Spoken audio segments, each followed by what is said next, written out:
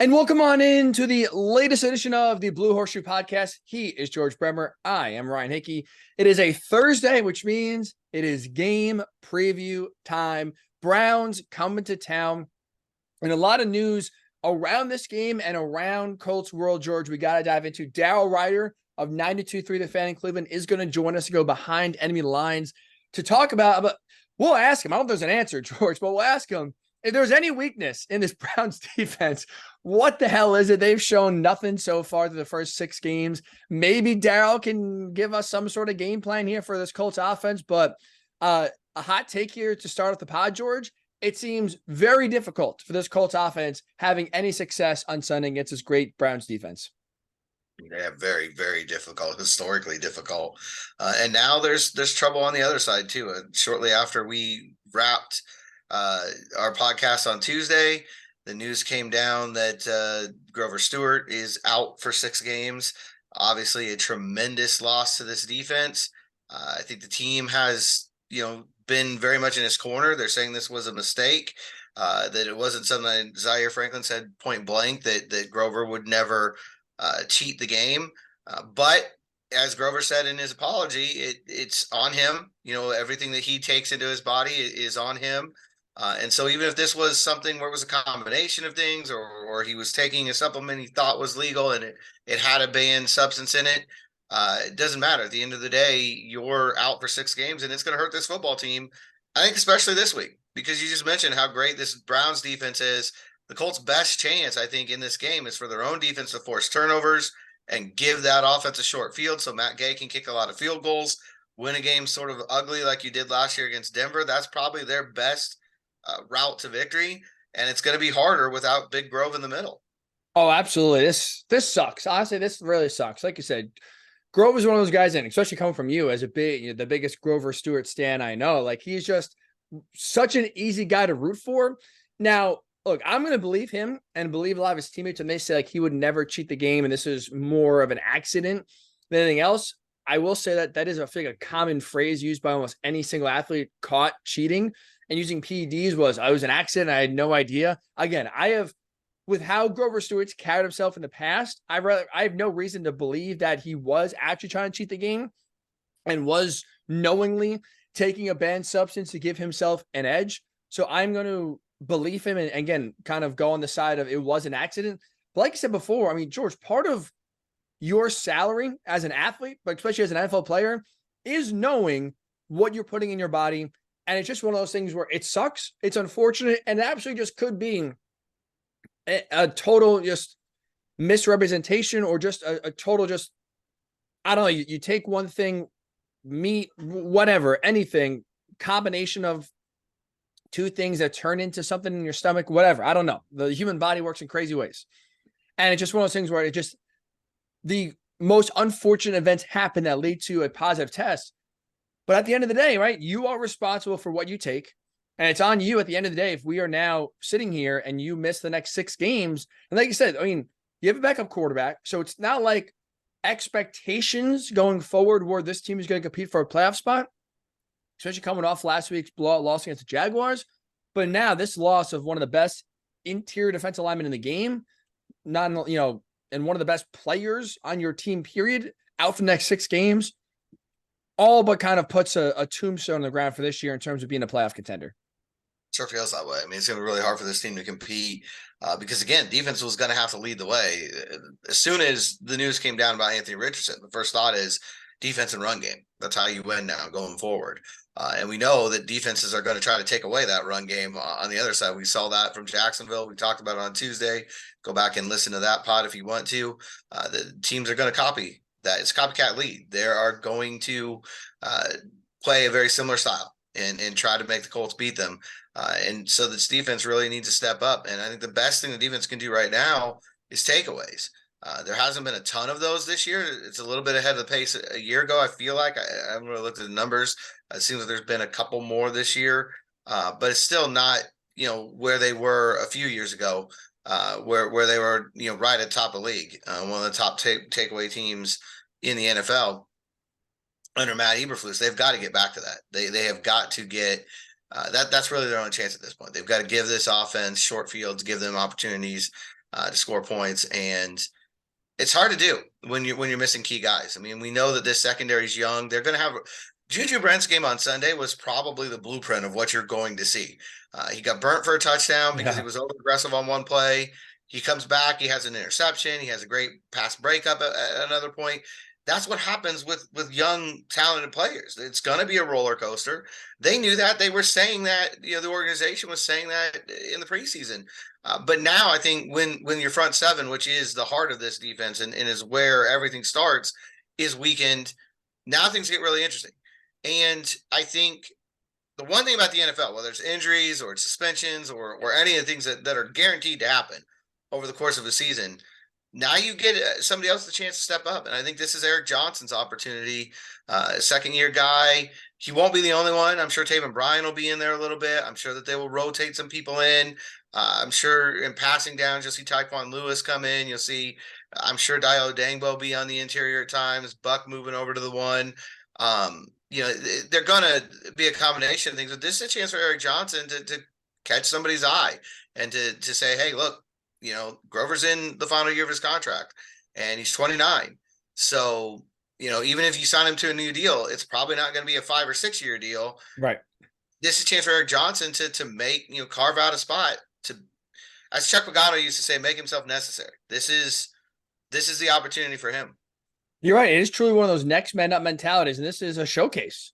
And like you said, too, I'm glad you kind of brought that rotation up because you're right, especially with early in the season, how much this defense was reliant on the front seven, especially the front four, to generate pressure on their own in order to ease up and put resources in the back to kind of help their young and inexperienced secondary. That takes a massive blow now with Grover Stewart out of the lineup. It's a tremendous opportunity now for other guys to shine, but also puts a lot of extra stress now on DeForest Buckner to kind of be a one-man wrecking crew. And that's concerning, especially since this is a guy, George, that's been banged up a lot of this season so far. He's barely been able to practice, so he's kind of already not, less than 100% on game days.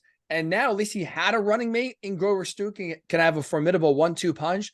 But again, you're asking, I think no one's going to replace Grover Stewart, right? Just him, like Eric Johnson, Taven Bryan.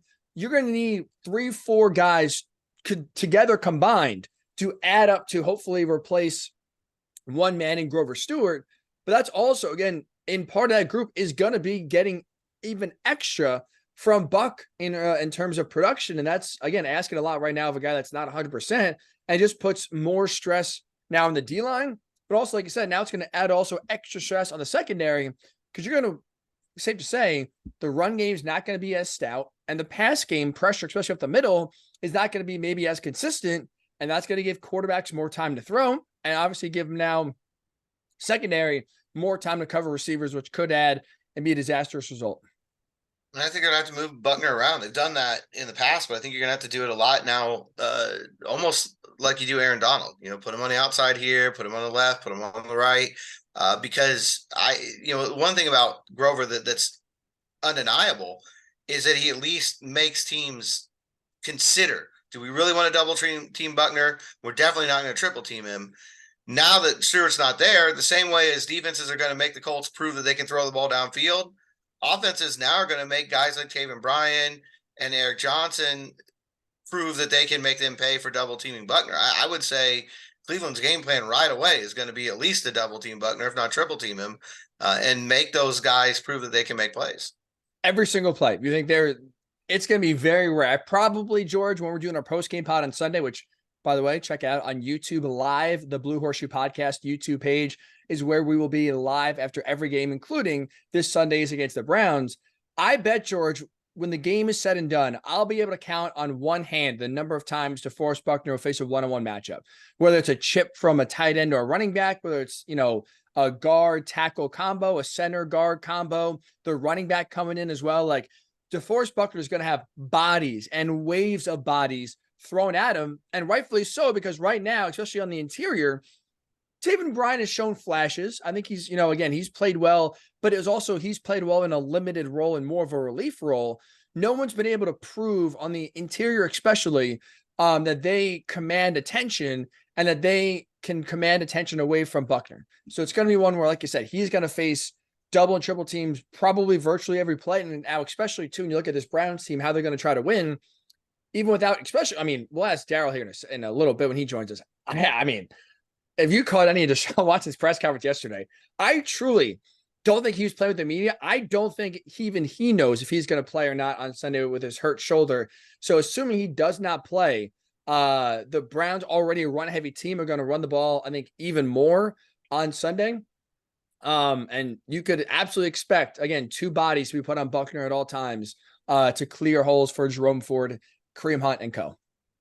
Well, Kareem Hunt might not play either. I mean, the Browns are very banged up. It's one of the things I think we need to talk about to Daryl about. There's a lot going on over there as well. But yeah, there's no question, and not just this week, moving forward. For five games after this, you're going to have to find answers. Yeah. The one thing about the Taven Bryan situation is a lot of that has come in 3 technique. A lot of his production has come when he comes in to replace DeForest Buckner. So it's a little bit different over there at the nose tackle spot. It'll be interesting to see him. There's not Johnson's probably the closest as far as prototypical nose tackle still on the roster. But like you said, this is one of the more irreplaceable players on this team. And that's not just because I'm a huge Grover Stewart fan. You just don't have a lot of other guys who play that role. It's similar to when Ryan Kelly went down. And you're like, okay, Wesley French came in, did a really good job. But the drop-off from Kelly to French is one of the bigger drop-offs on paper on the roster. Now they've got to hope that Eric Johnson can step in and do what Wesley French did and make some people understand, hey, you know what? Maybe there is a little bit more depth there than we thought. But it's a huge challenge, and I guarantee you teams are going to go after him because that's the way the NFL works. If you've got a new guy in, look, every time someone gets injured, the next play's run right at whoever just came in. I mean, it's almost 100%. Yeah, you're right. And yeah, they're going to be targeting whoever's in without a doubt, like you said, and running to that side of the ball and running away from Buckner, especially. I am an eternal optimist, George. So one of the last things I'll say here in terms of Bucks, Grover Stewart suspension of future is in a year in 2023, where again, the Colts are not considered to be a playoff team. And they're, again, even though they're 3-3 right now, I don't think they'll be chasing a playoff spot, even by the time they reach the bye at week 11. At least the suspension comes in a year where, like you said, you can at least now see the depth of the interior defensive line and nose tackle. And even if it's bad, like even if we're kind of talking about it where no one steps up, no one plays well, it's a black hole until Grover Stewart returns, at least that gives Chris Ballard an answer of, well, okay, we can't afford to lose Grove this offseason. And also, like you mentioned, him being 29, we better get some replacements in the draft or in free agency to kind of shore up that position to where if he gets hurt or ages out and we got to move on from him in 2 or 3 years, at least we have a guy, maybe 2 or 3 guys we can plug in there and feel good about going forward. This at least I think provides an opportunity to see what you got. And again, worst case scenario, if it's a disaster, okay, well, you're not going anywhere this year anyway. And at least then going forward, okay, well, we got to get some guys in here that we can feel better about. So that's the optimist in me, George, trying to spin this suspension into a positive. It sucks. It's backbreaking for this defense with how important he is and, again, how vital that defensive line is. But at least, again, in the year where wins and losses don't matter, at least this suspension comes this year and not, let's say, next year or in 2025 when you're actually trying to compete for something and suffer a big-time blow to one of your most important defenders. Right, we talked about it a lot in the preseason. A lot of this year is trying to find out if you've got some dudes, and this is a chance now to look at some more of these guys and find out. Maybe even a Barry gets in here. We'll see how all this shakes out. But people who haven't gotten as many snaps are going to get a bigger role, and you're going to find out, like you said, one way or another what they can do. And that either means you're going to discover you do have somebody, and this person can be a part of the plans moving forward, or you're going to discover that this is an area of need and you need to go and fill it in the offseason. So it'll be interesting to see. I think one of the things that Shane Steichen has really shown us through 6 games is that they've got a standard and they're going to be held to that standard, and they're not going to, fall back on excuses. That's really going to be tested these next 6 weeks. And I think it'll be really interesting to see. That to me is one of the more, I guess, intriguing things to watch, over these last 11 games. Can he keep the fight that they've had?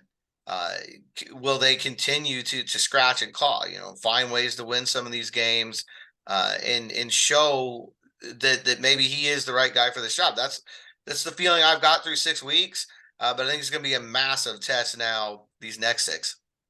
Speaking of the word test, George, this Browns defense is easily right now the best test this Colts offense is going to face, and probably the best test they'll face all season long as they do come to Indy on Sunday.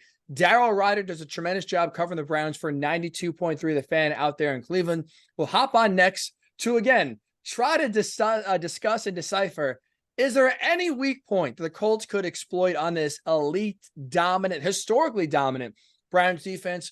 We go behind enemy lines with Daryl Ruiter next. And welcome back into the Blue Horseshoe podcast. George Bremer, Ryan Hickey with you right here. Time to go behind enemy lines, and we welcome in the great Browns reporter from 92.3 The Fan in Cleveland, Daryl Ruiter. Daryl, welcome to Behind Enemy Lines, man. Thanks for giving us a few minutes here. You betcha. Thanks for having me. So let me ask you this, Daryl. If I set the over-under number at 19.5 combined points between the Colts and Browns on Sunday, where are you going, over or under? I'm probably going to go over, but not by much. Boy, defensive struggle to say the least, huh? Yeah, I think this is going to be a defensive showdown, which I kind of give the Browns the advantage there because I think their defense is just a smidge better. But I would have to agree. On that points to be inappropriate, to say the least. On that note, look, it's well documented. And we'll get into some numbers here in a second about how dominant historically the Browns defense has been. So maybe this is an impossible question to answer, but we'll try it anyway. If there is one area of weakness or one area this Colts offense could possibly exploit against the Browns defense, where could it possibly be? I would probably say the middle of the field. Not so much up front in the run game because the Browns have been pretty good defending the run, which is unusual here in Cleveland because we're used to the Browns getting trucked on the ground by teams on a regular basis. But they're vastly improved. Dalvin Tomlinson has a lot to do with that, one of the free agent additions in the offseason. But I would probably say in the middle of the field, challenging the Browns linebackers in coverage. And they've been pretty good there. But if you're looking for a weakness, I would probably say that. If Gardner Minshew holds on to the ball for any length of time, he's begging to be hit, and he's going to be hit, not just by Myles Garrett either. I mean, that's the thing that the Browns did this year, is by bringing in Zadarius Smith from the Minnesota Vikings, signing Obo Okoronkwo in free agency. Like, they have 3 starting defensive ends that they're able to throw at opponents. And they really like mixing and matching with their defensive linemen as well, moving guys around, rotations, things like that. That's what Jim Schwartz is all about up front. So yeah, if Gardner Minshew decides he wants to hold on to the football and take his time distributing it, he's in for a very painful afternoon. It sounds like they might see Sam Ellinger at some point if he doesn't get rid of the ball fast enough. One of the things I think that's interesting about the Browns, you can look on the paper and you can see the stats, and they're first in the league by a good margin in a lot of really key stats. But I think what's impressive to me are 2 things. One, they hardly ever blitz because they can get home with that front 4 so consistently. And 2, they're doing it without a lot of takeaways. It's just 3 and out, 3 and out, 3 and out, 3 and out. How much, because they're able to do those 2 things, how much freedom does that give them on defense? It just seems like, if you can just play man up the way they do every series and just beat the other guys one-on-one, it's really hard to solve. Yeah, Jim Schwartz, when he was hired by the Browns and he came in and in his introductory press conference, he has been true to his word. I don't blitz a lot, and I play man-to-man. I basically expect my players at all levels of my defense to worry about their guy and to beat their guy. And the Browns, fortunately enough for them, they have players capable of doing that. When you look at the Browns secondary, right? Denzel Ward's having a great year. Martin Emerson Jr., a 6th-round pick a year ago, had a great rookie season. He's really followed that up with a strong sophomore campaign here. He's been great. Greg Newsome arguably is one of the better nickel corners in the NFL right now. Then you look up front. We've talked about that front that the Browns are able to throw at them, at the opposition. And they're just really stout from front to back, and they really play complementary football. The pressure up front forces quarterbacks to get the ball out maybe sooner than they want. The back end of the defense, not a lot of turnovers created, but they are forcing poor throws, which to me, a 3-and-out is just as good as creating a turnover. That's one of the things like Jim Schwartz said a couple of weeks ago when the turnover thing came up. He goes, boy, you guys are really digging deep for criticism at this point. But I look at, if you're getting a 3-and-out, that's as good as a turnover. And the Browns only allowed like 51, 52 first downs. And that's the fewest in the NFL by like 40. The next closest team to them is in the 90s as far as first downs allowed. And then the yardage as well, 1,002 yards. That's the fewest the team has allowed through their first 5 games since 1971. Like that's like 52 years. So that's hard to replicate week in and week out. And as you guys know, in the NFL, it gets kind of crazy that way to expect them to be able to sustain that for 17 weeks. I certainly don't, but they're off to a really, really good start. And that includes a game that they gave up 28 points to the Baltimore Ravens and lost. That's true. And lost without their starting quarterback, which brings us to this question, right? The defense is tremendous and the Colts are going to have a hard time putting points on the board. But on the flip side, Browns, especially without Deshaun Watson, have not exactly been lighting up the scoreboard, Daryl. Deshaun Watson, I think he was being truthful on Wednesday when he spoke to the media, saying he's not sure if he's going to play on Sunday. He missed the last 2 games. Do you expect him to play on Sunday? I do not. Okay. Just based on, I specifically asked him about the timeline because that's the wonky thing about this whole situation. This is the longest day-to-day rotator cuff injury in history. He's not day-to-day. He's week to week. And I just, the messaging on this has been terrible. The leaking has been ridiculous. You know, one day it's this, the next day it's this, right? One day someone reports this and the next day someone reports the exact opposite. I mean, it's just stupid, right?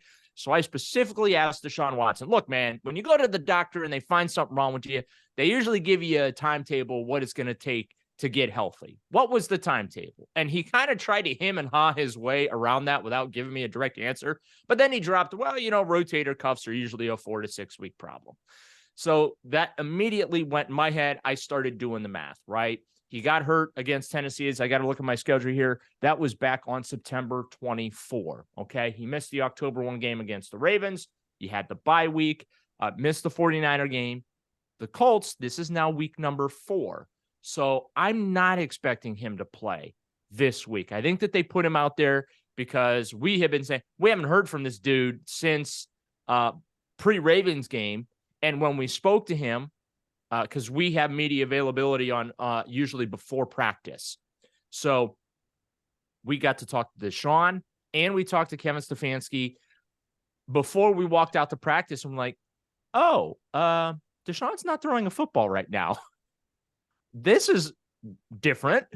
So we never really got to address the injury situation with Deshaun specifically. So we finally got to do that on Wednesday. But yeah, thinking along those 4 to 6 week timelines, this is week 4. I don't anticipate him playing. He might not play next week in Seattle as far as I'm concerned. He is the franchise quarterback. They got $230 million invested in him. Whatever your personal feelings are about Deshaun Watson, the person or whatever, or the player, immaterial at this point. If you're the Cleveland Browns, you can't take a risk here. They did that with Baker Mayfield. They let Baker Mayfield play shoulder injury, non-throwing shoulder injury, I should say, and it just totally tanked an entire freaking season. So you've got so much money invested in this guy, you have to allow him to get back to 100% before you put him out there. I know he said he can't hurt it any further if he goes out there and plays, but let's be honest about it. If you take hits on a shoulder that's got some problem in it, you're going to damage the thing. Let's use a little common sense here. His misery loves company. I mean, so much of that sounds so familiar with, Richardson got hurt against Tennessee. Obviously, the decision to make the surgery with him was long-term, and a lot of that goes back to mistakes they made with Andrew Luck. It just feels like, looking in a mirror. As far as the offensively for the Browns in the backfield, Kareem Hunt got dinged, I believe, last week. He was on the injury report. does it look like he's going to be able to play, or they're going to be down a running back as well on Sunday? Yeah, you know what? I think Kareem will find a way to play because he's just a tough son of a gun. Yeah, he's got a thigh injury. He really did a nice job against San Francisco. It didn't put up a ton of yards, scored a touchdown though. And to me, him and Jerome Ford just really wore down that 49er defense a little bit. And that's, I think, what the game plan needs to be for the Browns going forward until Watson comes back is they're just going to have to find ways to wear down the opposition a little bit on the ground, along with those short, quick passes. A vertical passing game just is not in the cards. There were some throws that PJ Walker had against San Francisco where it was like, okay, thank God that didn't land in a 49ers hand, number one, or number two, he missed that dude who was wide open by a country mile. So they're going to have to lean heavily on their run game. The offensive line, though, for the Browns is not in great shape right now. Joel Bitonio missed his first game in 100-plus games at left guard last week. He was back at practice on Wednesday, coming off a knee scope, which, again, messaging, right? Ask, hey, did Joel have a procedure or whatever during the bye week? He was on crutches. Oh, no, everything's fine. And then Kevin Stefanski a few days are, Joel's coming off that knee procedure he had, and we're just like, really? So I anticipate that Bitonio's going to play. They lost Jack Conklin for the year. DeJuan Jones, the big rookie from Ohio State. He'll, by the way, when you see him on Sunday, largest human being you've ever seen, both vertically and horizontally. He is just a big, big dude, and he's pretty athletic for being a big guy. He's stepped in admirably. The weak link, though, on the offensive line is at left tackle with Jed Wills. He'll give you, 75% of the plays he's fine. It's the 25% that just absolutely torpedo a game, and that's happened a couple of times this year where he has shown up in a negative way, if you will, at the most inopportune time. He had a penalty last week that took a touchdown off the board, and touchdowns for the Cleveland Browns right now are very precious. So, yeah, the up front, not as strong as it was going into the season for sure. I was going to ask you, Daryl, game plan wise now, especially if Deshaun Watson doesn't play. We saw last week against the 49ers, it was dead even in terms of run pass play calls, 34 passes for PJ Walker, 34 rush attempts. Now, the Colts' weakness on their defense is their secondary, but also now they're going to this game, the first of 6 without Grover Stewart, one of the best interior defensive linemen who's just suspended for PEDs. Do you expect a run-heavy call sheet from Kevin Stefanski on Sunday, or do you still expect, even with PJ Walker and some of, like you said, his near misses last week against the 49ers, that still could be a run-pass balance here, more 50-50? Kevin Stefanski likes to keep it balanced. He doesn't like to go heavy run v pass. Even last year with Nick Chubb, right? And before Nick Chubb got hurt week 2 at Pittsburgh, it was for the most part pretty balanced. Not heavy one way or the other. In fact, to the point of when Deshaun was serving a suspension last year, fans just every week just, bitched and moaned that we're not running the ball enough. All the Chris Farley Saturday Night Live memes, run the ball, Kevin, or run Nick Chubb, Kevin. Like that's what it was. So I do anticipate he's going to try and keep it balanced. Now, I'll give PJ Walker and Amari Cooper some credit. They hooked up on a beautiful 50 plus yard play last week, and they went for 54. Also, another big play. Cooper went up and high pointed a football. And then after the game, Amari's like, I don't know why everyone's surprised. I do this stuff all the time. Like, this isn't a big deal to me, but Amari just doesn't get the love, I think, that a lot of the big name wide receivers get around the league. And I think part of it is because he has a very quiet personality. He doesn't do a lot of the number one wide receiver prima donna stuff that we hear, complaining about how many times he's thrown to, dancing and celebrating and all those, type of goofy, fun things that the big name wide receivers do. So I think he kind of flies under the radar, but he's he's one of the most precise route runners in the NFL. He really is. And I laughed this week because the Browns social media team's starting to put out clips of him just completely making opposing cornerbacks and safeties look really stupid. They're calling it, you just got cooped. Oh, offer you just got Moss. Sit down, Randy Moss. Right. So he's a really, really good player. And like I said, I anticipate that when you talk about what or who PJ Walker will be looking to try to get the football to, I think Amari Cooper is going to be right up there. And Walker very astutely got a hold of Jacoby Brissett leading up to that 49er game to ask him, what do I do? And he said, and Brissett responded, if you see Cooper beat the guy at the line, throw it to him. He will make the catch. And, Walker was able to do that a couple of times. And Cooper had a big game, 108 yards on 4 catches. The last one for me, I mean, obviously PJ Walker, former Colt, but it's the Bubba Ventrone revenge game here. How the special teams looked over there in Cleveland. Well, look, when they lost Jakeem Grant, it was a repeat of what happened last year when, again, they lost Jakeem Grant before the season. And the return game has been hot garbage pretty much ever since. They can't generate really much of anything when it comes to punt and kickoff returns. Like last week, they threw Jalen Darden, who's on the practice squad. They elevated him and said, the returns are all yours. Have at it, bro. And it did not go all that great. So I think he had like 3 or 4 returns and he totaled 40 yards. Like basically if the Browns catch the punt, and if they move forward with it, that's like a positive return at this point. It's been a struggle. Dustin Hopkins, the kicker they brought in right before the season, he's been fantastic. He came in with a 50% field goal percent for his career of 50 plus. He's the first Browns kicker in history. And I couldn't believe this because the Browns have had some pretty good kickers over the years, the likes of Matt Barr and Phil Dawson. He's the first Browns kicker to make 50-yard field goals in 4 straight games.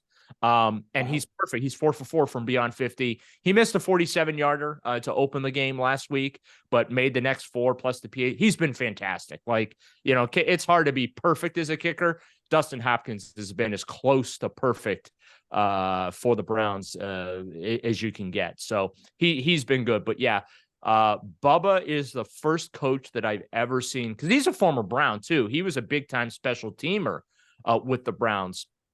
And he's the first coach I've ever seen run the reps with his players. I had never seen that before until I was watching I'm like, the hell's Bubba out there gunning on like punt and kickoff? And I asked him about that. He said, hey, I've done it. It's just my way of teaching to show them that I've done it. And I can kind of still do it, maybe not at their level, but he's a real hands-on type of coach. And I kind of look at him as a future NFL head coach at some point. He's going to have to migrate over either probably on the offensive side of things. Because let's be honest, your path to becoming a head coach in the NFL, you got a better shot if you're an offensive coach more so than a defensive coach. And that's not, there are defensive coaches out there, but he's going to have to migrate away from special teams at some point. But he's a really, really good coach. Yeah, he should have already been an interim head coach, but that's a different podcast for a different time. You saying, George, he was more qualified than an ESPN analyst? Yeah, I'm just saying. I have to say, when that happened last year, I was like, this is something the Browns would do. Like, I couldn't believe it. We have Jimmy Haslam here and that, and his family that run the Browns, but like Jim Irsay is fun to watch on Twitter. And I don't mean that 100% is complimentary. I'd say 75% of it's complimentary, but then there's like that 25% where you're just like, the hell is he talking about, or what is going on here? But when they made that coaching change midseason and Brian, I'm like, what are the Colts doing? This is something the Browns would do. So I'd like to congratulate you on doing something that the Browns had not done yet. There's at least something to take away from last year. Jim Irsay has me sometimes regret being a Colts fan, Daryl, because you're right. I would enjoy his Twitter 100% if I was a non-Colts fan with just some of the stuff he says and stuff he tweets. But it makes your hair go gray and pull your hair out when you're seeing him fight with a running back. And praising Jeff Saturday and doing videos outside of a private jet with the engines blaring. You can't even hear what he's saying. It is just like, what are we doing here? Please. It's good to be rich, right? I mean, That is true. but also at the same time, I do like the fact that he just gives you the news himself. You know, you don't see a lot of sources things coming out in Indianapolis. It seems like it's a pretty transparent organization. I mean, with Richardson, that's a tough blow, him having that season-ending surgery. But the fact that he just came out, yeah, you know what? We talked it over and elected the best course of action here is to have the kid get the season-ending surgery. And, you know, I'm just like, wow, that's actually kind of refreshing. There's no Owner doubt telling he the truth. wears his heart on his sleeve, and he will tell you whatever's on his mind, good or bad, in that moment. Yeah, I mean, I have a lot of respect for folks like that. I'm a little biased because I'm the same way. Like, I'm not good at lying. I'm not good at diplomacy. I'm just going to tell you what I think and how I feel. And if it offends you, I'll apologize in advance, but it is what it is. Anthony Richardson health, Daniel Snyder being removed as owner. Look, to Jim Irsay, you can say a lot of things about him. The one thing you cannot say that he is not honest. He is 100% authentic, and he tells you what's on your mind. Sometimes it's good. Other times, like, please, Jim, just, we're going to take now, who is it? Will Levis in the second round and have a Joe Montana, Steve Young, as he's tweeting that before the second round of the draft. It's like, please, someone take his Twitter account away. Do not be as truthful as sometimes he is, but he is. Yeah, he tells you what he's thinking. That's for sure here. To finish up, Daryl, quick two-part here. Number one, biggest question we'll ask you here. The Colts are wearing their alternate Indiana Knights uniforms on Sunday. Which uniforms are the Browns wearing? Are they wearing their clean all whites, or are they going more traditional? We will find that out actually on Friday. But Damn. I believe because the Colts will be in those dark blues, the Browns will be in the traditional white uniform, but with the orange helmet. So they have two. Okay. They have two white uniforms that they wear. One is what they wore last week against San Francisco. It's got the white alternate helmet, which by the way, I absolutely love, and I wish they would make it the full-time helmet because I think it looks 1,000 times better than than what had become the traditional orange helmet. And little known fact about Browns uniform lore. Back in 1946, up until they joined the NFL, like around 1951, the Browns wore a white helmet. The reason they had to go to orange is because they started playing the night games and the balls were white. So the league, wouldn't allow for white helmets anymore. So that's how, and Paul Brown, I guess, was like, well, I think we'll just go with orange. And that's what they did. And they've worn orange ever since. But I think the Browns did a great job with the white uniform. But they have the white jersey that they wear with that helmet is the 1946 throwback jersey. So, but they also have their traditional, when they redid their uniforms a few years ago, they have a traditional white jersey, which is the brown numerals. that is the jersey that I believe that they will be wearing along with the white pants. So I expect that maybe they wear the orange pants with the white jersey, but because the Colts are in the dark blues, the Browns will be in white this week. The all whites they wore last week. I love them. Very clean, except with the white helmets, it looks very, very nice. So on that note then, Daryl, Browns last I saw are 2.5-point favorites on the road. It's gonna be backup quarterback versus backup quarterback. Who you think is gonna win this game here?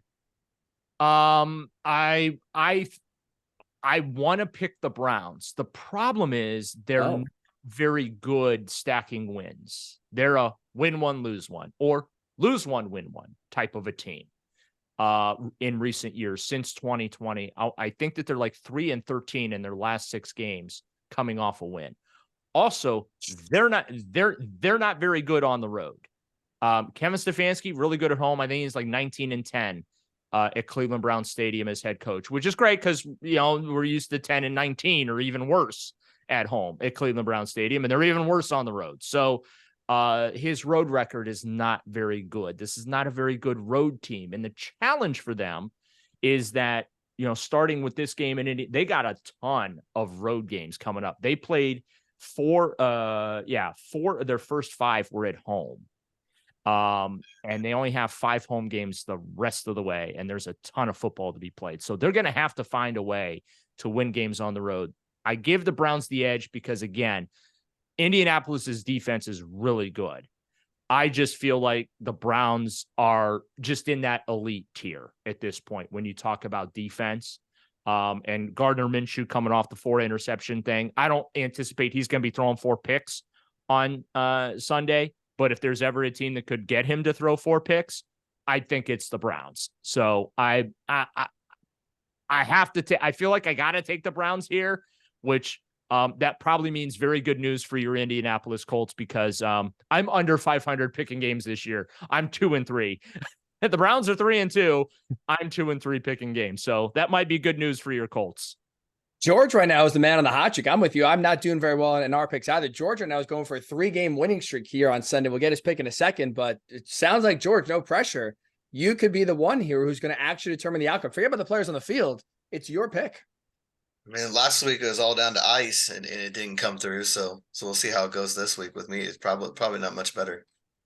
Oh, we will see. Daryl Ruiter, 92.3 The Fan in Cleveland. Tremendous job. Thank you so much for the insight and coming behind enemy lines. Thanks for having me, guys. And welcome back into the Blue Horseshoe podcast. A big thank you to Daryl Ruiter. George, he gave some tremendous perspective, especially in this historic Browns defense. That's been so good. You heard Daryl say it. 52 first downs allowed, which, again, on the surface, through 5 games, okay, maybe it's hard to quantify or really hard to see how dominant that is. The next closest team has allowed 94 first downs, almost doubling them up. Insane how dominant they have been. And I thought it was interesting, George, the fact that Daryl said the one weakness or maybe the one area this Colts team could exploit, the middle of the field for the Browns defense is we'll say weak point. Again, when you're talking about a historically great defense, but that is for this passing offense, especially, that's the strength of this team is passing in the middle of the field. Yeah, I mean that's where the Colts make their hay. To the extent that it happens, especially when Gardner Minshew is out there. Get rid of the ball fast, get it to Josh Downs. He wins his one-on-one matchups. If you can get Pittman matched up on a linebacker over the middle, that's usually his best situation as well. So yeah, I think that's interesting. To me, that's one area. If the Colts are going to move the ball, maybe that's where that happens. They're not going to run it. And they're not going to be able to throw deep. They're not going to have time to throw deep. I think that was even more verified during that talk. But it'll be interesting to see if they can maybe make some hay in the middle of the field, maybe get tight ends a little bit more involved this week. Maybe I'm just being headstrong, and I don't want to, again, put us out what Daryl said, but at least for me, I still think the Colts' best chance of putting up at least 17 points in this game is the deep passing game.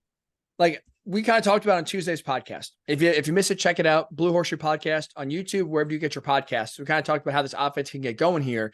And I do think what we saw from Jacksonville, where they put 7 guys in the box, no matter what formation the Colts had, 3 tight ends, 3 receivers, 4 receivers, didn't matter. They loaded the box and dared the Colts to throw deep. Outside of 2 passes, 3 passes, and 1 and 2 kind of came late in the game that when the game is already in hand. I don't think the Browns defense, who, like you said, and Daryl agreed with too, they don't blitz. Like the Browns defense is not blitz. So they get home with 4, and they have a really good job of stuffing the run with 4 guys. To spread them out and to at least open them up a little bit, I think the deep passing game is going to have to work first in order to have any sort of chance to run the ball and have some balance on offense. It's going to be, I think, on the protection 1 to block for 3 seconds, which is going to be very hard to do. It's going to be on the receivers to win one-on-one battles, which they did not do for the most part in Jacksonville last week. And it's going to be on Gardner Minshew to throw the ball, number 1 deep, which he's reluctant to do, and also throw it accurately, which he's had time and a lot of big issues with as well. It's a very tough situation. I'm not trying to say it's easy. I think the Colts are not going to have a lot of success doing so, but I think it's, at least for me, in this game, necessary to try to attack the Browns defense like that, especially early, if you're going to have any sort of chance or prayer at consistently putting up points and keeping your offense on the field in this game on Sunday.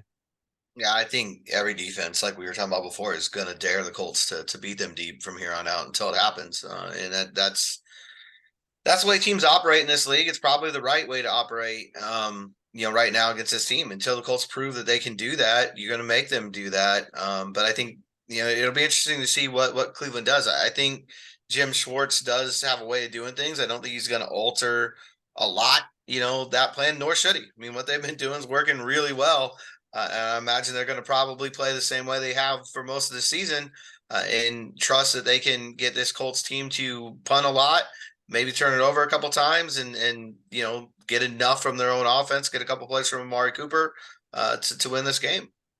And in order to score, I think it's not just going to be on the Colts offense. It's going to be on their defense. Like if they truly want to eclipse 20 points in this game, they're going to need, I will say, bare minimum 3 turnovers from this offense to have a chance to either maybe get a defensive score and or put your offense in short fields where bare minimum you're getting a field goal. Maybe you can also convert one of those turnovers into a touchdown.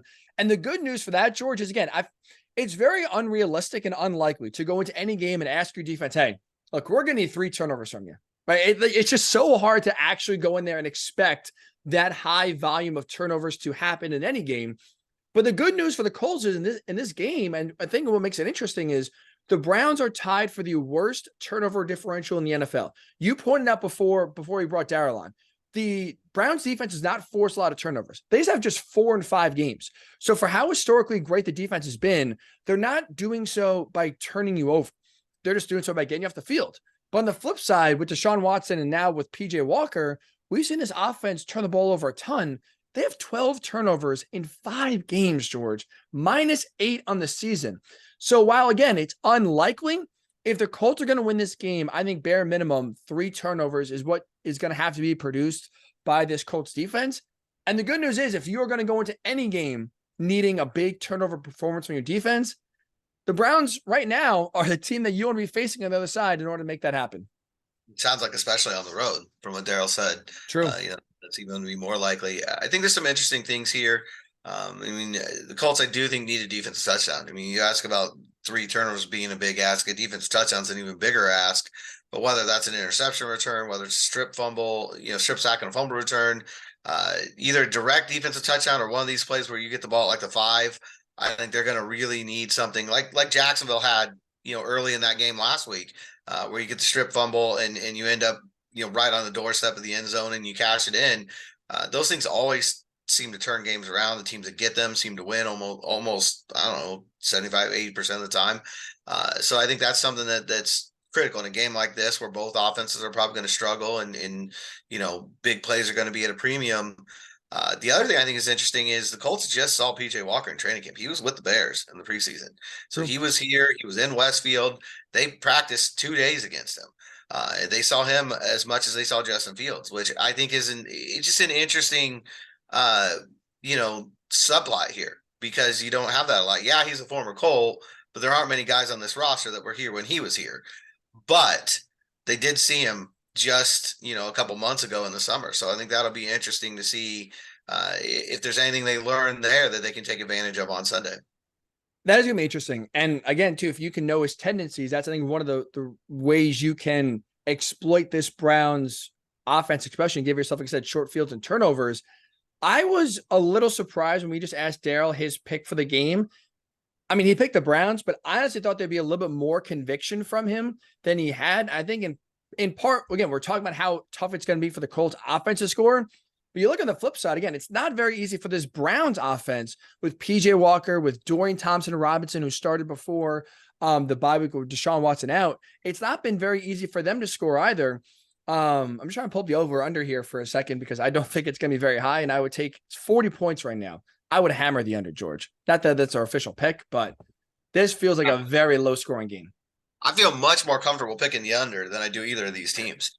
I'll say, I think it's going to be a really similar to the Denver game last year. And I hate to oh my God. But it's on paper. That's what you're heading into here with the PJ Walker, Gardner Minshew battle with the strength of this Browns defense. And as he said, the Colts defense has played well too. It's not anywhere near the level the Browns are, but they have played well and they have taken advantage of their mismatches. I think the areas that they can win this year, they have. When an offensive line's struggling, they've taken advantage of that. When a quarterback's struggling, they've taken advantage of that.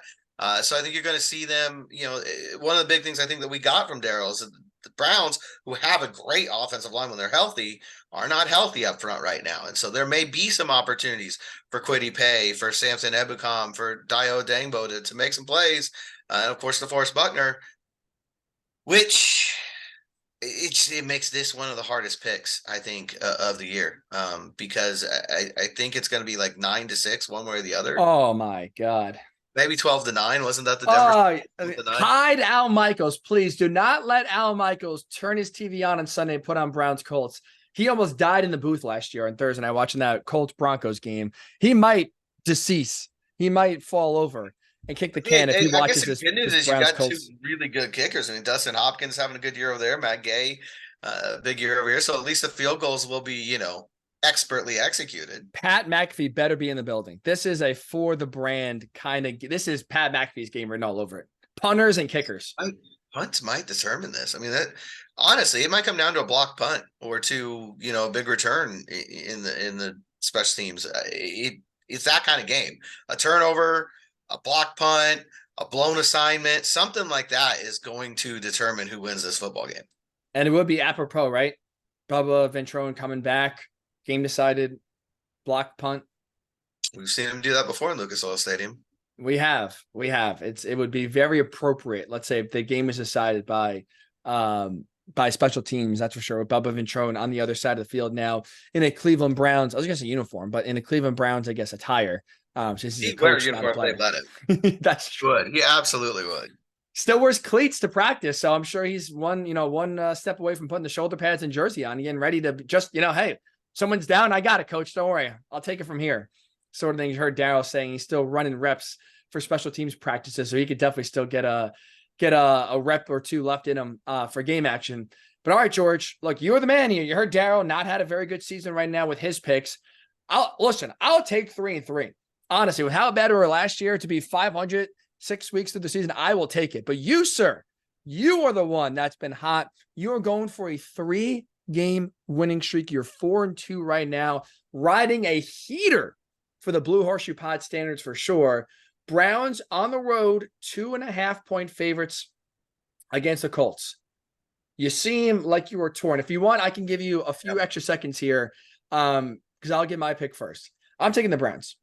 I'm taking the Browns minus 2.5. I don't think it's going to be a very high-scoring game, but I trust the Browns defense to just put the clamps on this Colts offense. I don't see how this Colts offense honestly scores more than 10 points. I don't think they're finding the end zone more than one time. Maybe they get 2 or 3 field goals from Matt Gay. Again, you're going to need, I think, bare minimum 3 turnovers. And I just can't sit here, even though the Browns are turnover prone, I just can't truly sit here with a straight face and say the Colts are going to win this game because they're forcing 3 turnovers. I think it's just unrealistic to ask for.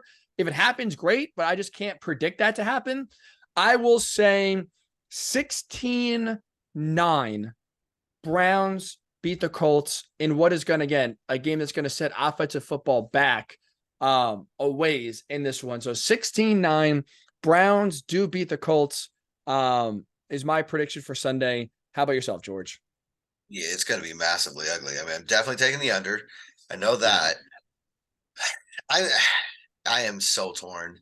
I think I have a little more faith in Cleveland, and for me, it comes down to Amari Cooper because of what I was just talking about. There's going to be, one play, one missed assignment, one block punt, one turnover, one play that turns this game around. And as we're trying to predict it, the best faith I have is that play will be made by Amari Cooper. He'll take advantage of a young Colts secondary, make a big touchdown play at some point, and that'll be the difference in this game. I'll say 13-10 in an absolute barn burner on Sunday. Hey, at least you have the Colts. I mean, unless it's I was gonna say something with safety. At least you have the Colts scoring a touchdown, which I'll take. We'll take. Last question before we get out of here, George. I probably should have asked this first because I'm a big believer, and I think this is true. People will say I'm stupid, but I think it's an actual fact. You can't play good if you don't look good. The Colts are going to debut their Indiana Knights uniforms. The pictures that they have posted when they release uniforms, personally, George, I find disgusting. I am begrudgingly going to watch this game in part because I think they're going to look so ugly. You've been in the facility. You've at least got a chance to see what the helmets look like, the black helmet with the blue horseshoe on the side. How does the helmet look, at least so far in person? Does it look any different than the pictures have depicted, or is it worse?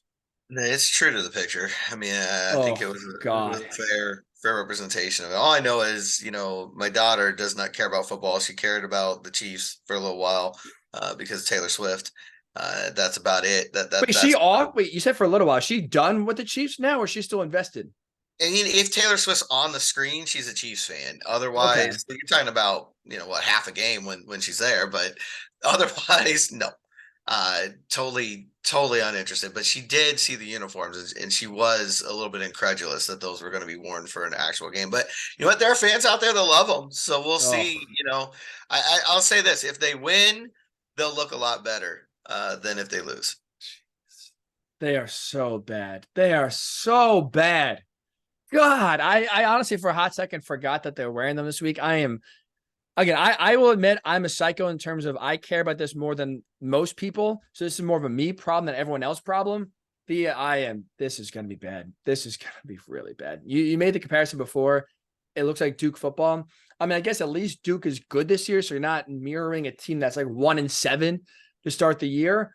But my goodness, this is the helmets from what I've seen do not look good. I kind of like the jerseys, but not with the black helmets incorporated. It's going to be like an ugly look, but fitting for what should be ugly offensive play on Sunday that we do see here. So we're both going to borrow Riley Leonard on Sunday. I mean, we're talking Duke here. He might play on Saturday. So you know what? That ankle, screw it. Play 2 games in 24 hours. Should be fine. What better way to test the ankle than to play back-to-back, doubleheader this weekend? And look, he'll take more deep shots than Gardner Minshew will. That's for sure. Why not? I like it. So brace your eyes. It's going to be an offensively challenged game. Which I never understood, by the way, when it's you get a pitcher's duel in baseball, right? When it's a low scoring game, why it's called a defensive struggle. I never understood. The defense is not struggling. But anytime it's like a 3-0 game in the third quarter, it's a defensive struggle. We got to change that. Right? Is that just me? Am I crazy here? An offensive struggle. Yeah. I'm not saying it wrong, right? Is that like that's what? No, it's you're right. I mean, that's I think it does gives you a little bit of bad connotation there. This is however you want to term it. I think the most shocking thing on Sunday won't be the winner. It will be if one team or another lights up the scoreboard. I think that would be the most stunning development. If we get 3 total touchdowns between the 2 teams, I would be surprised. I would truly be surprised. That would be a big, unless Jonathan Taylor just puts on that cape. I mean, that's one way it could happen, but him and Amari Cooper, one of those 2 will determine this game. It is going to be an offensive struggle on Sunday. We are both taking the Browns in a very low scoring game here on Sunday, as the Colts do look to go to 4-3 in the season and keep their playoff hopes alive. Again, first game without Grover Stewart, as he is serving the first of 6 games for a PED suspension. Again, as a reminder, we'll be live after the game, win or loss, offensive touchdowns or not. Damn it, we will be there. You better be there as well. Only one place to find us, YouTube, Blue Horseshoe Podcast. Subscribe to the YouTube page. Then you can find our live post-game reaction show after the game, breaking down the details of every single game on Sunday live. Get your feedback in the comments as well. So check us out. Blue Horseshoe Podcast on YouTube is where we will find you and talk to you next on Sunday after the game. Enjoy your weekend. Have a good one, and we'll talk to you on Sunday post-game right here on the Blue Horseshoe Pod.